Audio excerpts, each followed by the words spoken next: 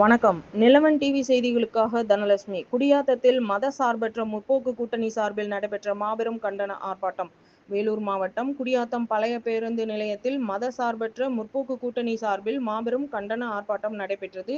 நிகழ்ச்சிக்கு குடியாத்தம் தொகுதி சட்டமன்ற உறுப்பினர் அமுலு விஜயன் தலைமை தாங்கினார்.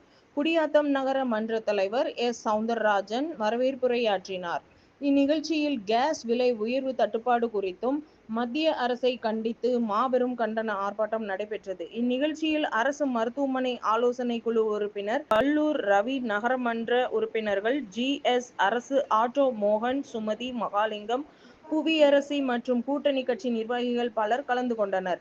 நிலவன் டிவி செய்திகளுக்காக குடியாத்தம் தாலுகா செய்தியாளர் KV ராஜேந்திரன். நகரமன்ற உறுப்பினர் நகர கழக செயலாளர் ஆட்டோ மோகன். காதில் போடாத அமைதியாக இருக்கிறது. அதுக்கு துணை போகும் அதிமுக அரசும் அவர்களோட சேர்ந்து அமைதியாக இருக்கிறது.